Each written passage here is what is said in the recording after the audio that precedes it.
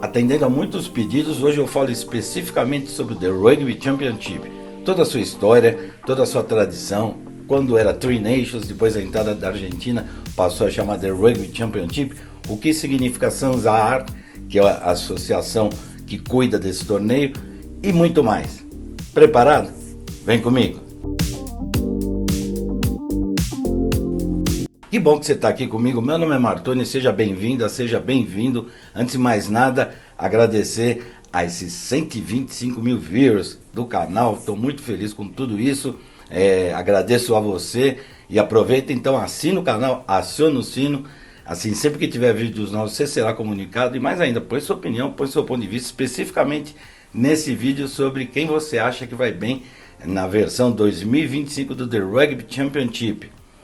Ok? De qualquer forma, muito obrigado por todo o carinho e interação. Vamos fazer assim então, vamos dar uma olhadinha geral na competição, desde a época do Tri Nations e depois no The Rugby Championship com a entrada da Argentina. E a mudança do nome de SANZAAR para SANZAAR, o que quer dizer, ok? Ao final da Copa do Mundo de 1995, vencida pela África do Sul, e já com um projeto profissional em andamento, o rugby foi liberado para o profissionalismo, surgiu a ideia de uma associação entre a Nova Zelândia, a própria África do Sul e a Austrália para criar um torneio nos moldes parecidos com o The Six Nations. Ou seja, faltava para o Hemisfério Sul, de fato, aí com a liberação da África do Sul, final da Apartheid e tudo mais. O Tri Nations nasceu em 1996 e durou até 2011. E ele foi concebido pela SANZAAR. E agora a gente chega lá. Primeiro na SANZAAR original. South Africa, New Zealand, Austrália, Rugby. A primeira temporada já foi um grande sucesso, com jogos inesquecíveis, especialmente com John Alomu e muita gente boa, até 2011, quando em 2012 a Argentina também entra na competição. E aí a associação que era a SANZAAR passou a ser SANZAAR, com 2 As no final, você está vendo aí. E o que significa isso? South Africa, New Zealand, Austrália e Argentina, Rugby. Basicamente é isso que ocorreu nesses anos todos, ou seja, você pode considerar o The Rugby Championship o torneio que começou em 1996 e perdura até hoje. A fase nova é a partir de 2012 com a entrada da Argentina, assim como é o Six Nations, Home Nations ou Four Nations, Irlanda, Inglaterra, País de Gales e Escócia, depois entra a França no começo do século XX, e depois, no final do século XX, precisamente no ano 2000, a entrada da Itália, quando formou-se o Six Nations, que perdura até hoje. The Rugby Championship era Tri Nations, passou a The Rugby Championship. Vamos ver os próximos passos aí no futuro próximo. Bem legal esse histórico, né? Você se posicionar da necessidade que as seleções na época do Tri Nations tinham, porque a Europa jogava Six Nations e eles não tinham uma competição formal. Tinha Bledisloe Cup, tinha Test Match, mas uma competição formal não tinha.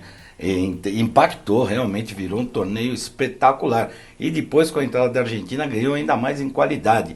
Se comenta inclusive da possibilidade de entrada do Japão, Fiji, Tonga e Samoa. Mas eles jogam Pacific Nations. Não sei se isso vai ocorrer, mas em todo caso, os rumores da entrada da Argentina, por exemplo, começaram em 2006, 2007 e culminaram em 2012.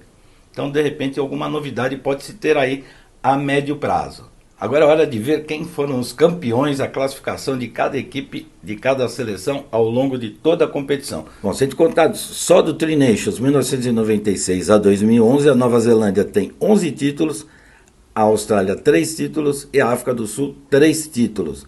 Com a entrada da Argentina a partir de 2012, a Nova Zelândia tem 9 títulos, a África do Sul 2 títulos e a Austrália 1 título. A Argentina ainda não conquistou. Bom, em uma soma geral da competição, juntando Tri Nations e The Rugby Championship, a Nova Zelândia então tem 20 títulos, a África do Sul 5 títulos, a Austrália 4 títulos e a Argentina, por enquanto, nenhum título. E a colher de pau, que é o prêmio, entre aspas, dado à última colocação ao longo da história, a gente tem a seguinte classificação: 2 colheres de pau para a Nova Zelândia, 11 para a África do Sul, 7 para a Austrália e 9 para a Argentina. Você vê o domínio absoluto dos neozelandeses ao longo da história, né? Um ou outro período ali de África do Sul e também da Austrália, mas no modo geral a constância e a qualidade dos All Blacks fala muito alto nessa competição. A Argentina ainda não conseguiu grandes resultados na competição. Você vê como é difícil ao longo da história, viu quantas vezes ela ficou com a colher de pau?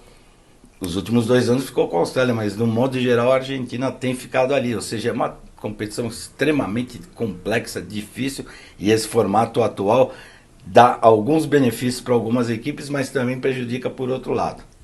Então vamos fazer assim, vamos dar uma olhadinha no formato desta temporada 2025. Bom, o formato desta temporada 2025 basicamente é igual ao dos últimos anos, ou seja, as equipes jogam 2 jogos em casa, depois 2 jogos fora e na última rodada dividem um jogo fora, um jogo em casa.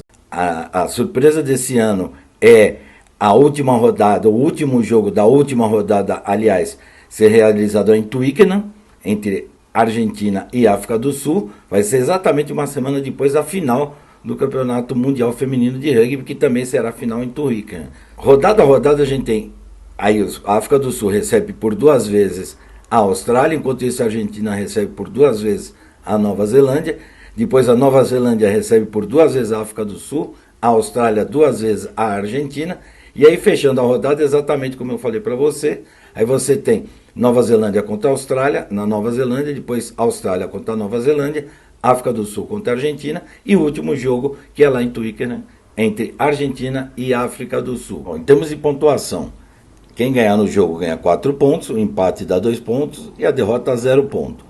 Ponto bônus ofensivo é quem tiver 3 tries a mais do que o adversário. E o ponto bônus defensivo é quando você perde por 7 ou menos pontos no placar. Esse é o atual formato da competição. Semana que vem eu faço um vídeo especial sobre o The Rugby Championship 2025. Bom, pessoal, acho que é isso. Você sabe que todos os jogos são transmitidos pelos canais ESPN e também pela plataforma Disney Plus. Aliás, The Rugby Championship desde 2012, sempre ao vivo nos canais ESPN. Começamos na primeira temporada e vamos juntos já há muito tempo. Assina o canal, aciona o sino, participa aí, põe sua opinião. Quem você acha que vai levar nessa temporada? Gostou desse mini manual sobre tudo que envolve o The Rugby Championship? Muita gente pediu, então o histórico está feito aí para você desfrutar. Pode compartilhar, fica à vontade, põe sua opinião e vamos que vamos, tá bom? Valeu, até a próxima!